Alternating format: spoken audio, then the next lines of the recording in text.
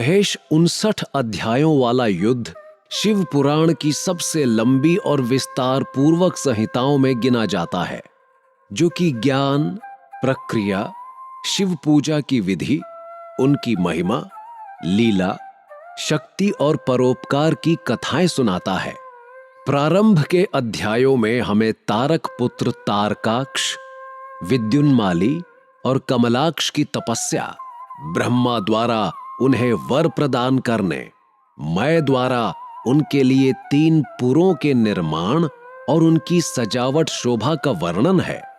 इसके साथ ही तारक पुत्रों के प्रभाव से चिंतित हुए देवों की ब्रह्मा के पास सहायता का अनुरोध, ब्रह्मा का उन्हें शिव के पास भेजने, शिव की आज्ञा से देवों के विष्णु की शरण में जाने और विष्णु का उन दैत्यों को मोहित करके उन्हें आचार भ्रष्ट करने की रोचक कथा भी है।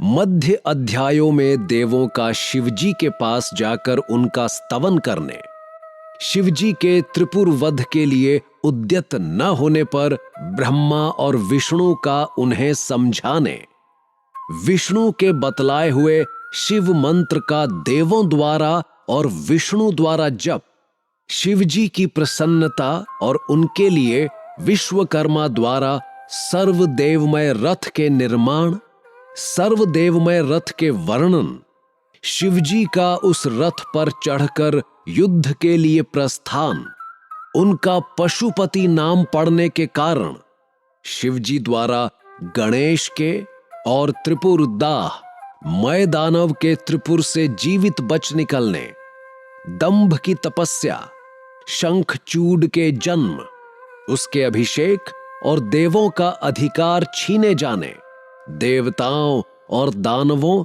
और शंखचूड के साथ वीरभद्र के घमासान युद्ध की कथा है।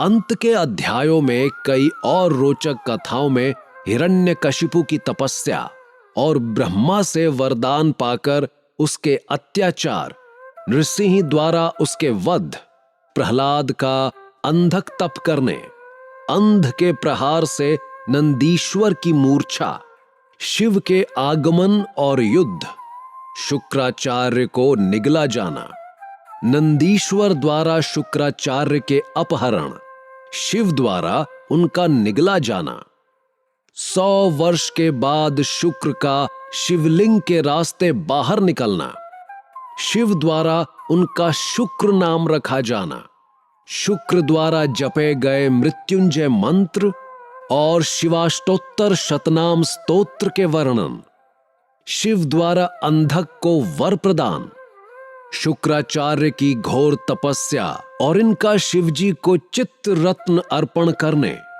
और अष्टमुत्यष्टक स्तोत्र द्वारा उनका स्तवन करना, शिवजी से प्रसन्न होकर उन्हें मृत संजीवनी विद्या और अन्यान्य वर प्रदान करने, श्री कृष्ण द्वारा बाण की भुजाओं को काटे जाने, सिर काटने के लिए उद्यत हुए श्री कृष्ण को शिव को रोकने और उन्हें समझाने, श्री कृष्ण के परिवार समेत द्वारका को लौट जाने, बाण के तांडव नृत्य द्वारा शिव को प्रसन्न करने, शिव द्वारा उसे अन्यान्य वरदानों के साथ महाकालत्व की प्राप्ति और इसके साथ विदल और उत्पल नाम के दैत्यों का पार्वती पर मोहित होने और पार्वती का कंदूक प्रहार द्वारा उनके संहार, कंदुकेश्वर की स्थापना और उनकी महिमा की गाथाएं भी मिलती हैं।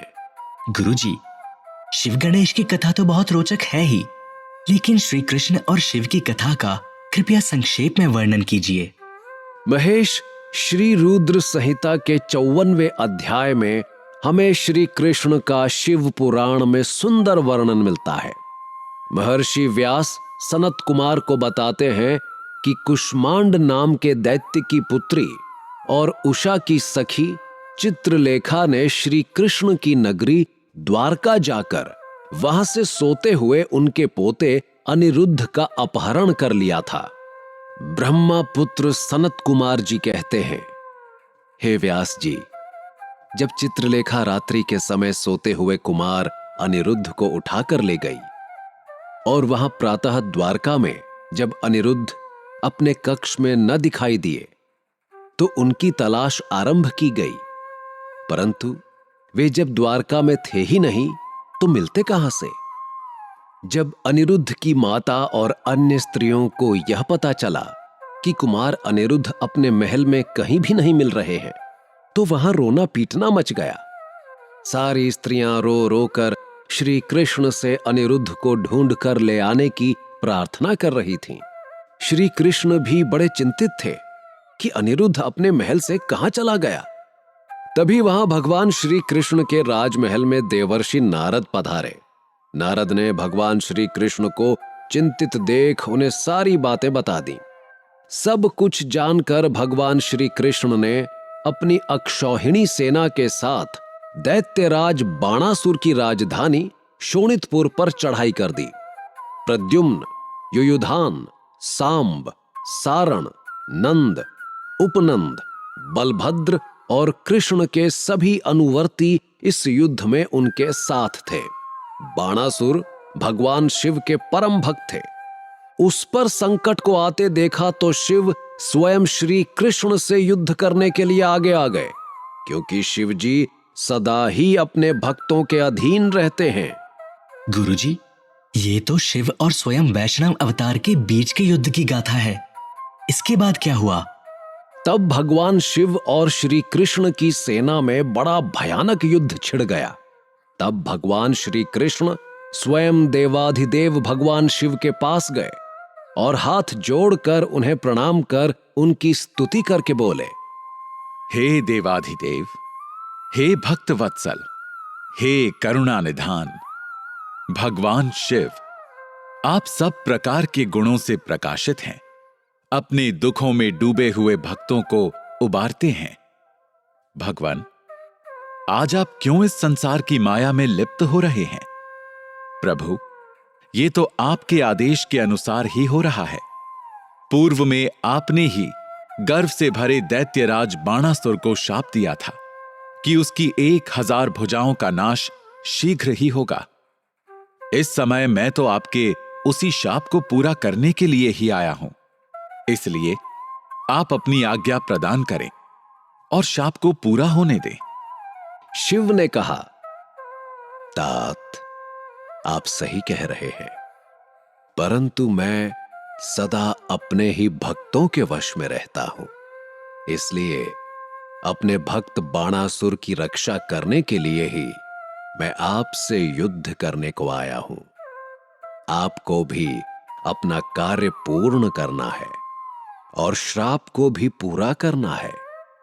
इसलिए दैत्यराज बाणासुर से युद्ध करने से पहले आप मुझे जृंभणास्त्र नाम के शस्त्र से वार कर दीजिए और कार्य को पूरा कीजिए।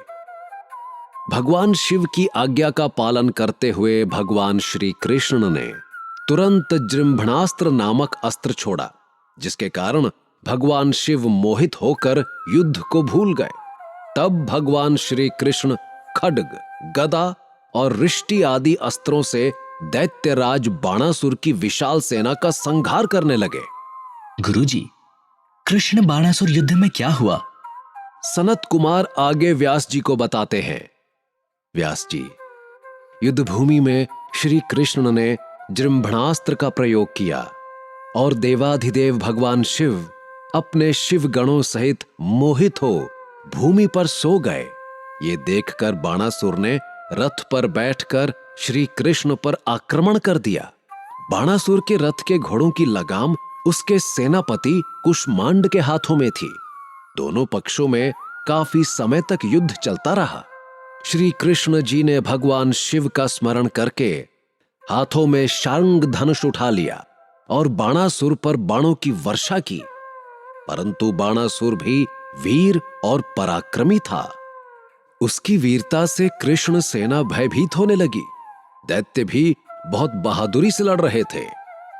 बाणासुर ने देखते ही देखते पूरे यादव वंश को मूर्छित कर दिया। यह दृश्य देखकर श्री कृष्ण अत्यंत क्रोधित हो उठे। उन्होंने गर्जन करते हुए प्रचंड बाणों को चलाकर बाणासुर के रथ और धनुष को तोड़ दिया।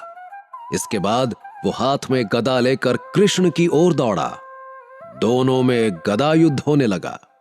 श्री कृष्ण बहुत क्रोधित हुए और उन्होंने मन में भगवान शिव का स्मरण करके हाथों में परम दिव्य सुदर्शन चक्र उठा लिया और दैत्यराज बाणासुर की भुजाएं लकड़ी की भांति काट डाली।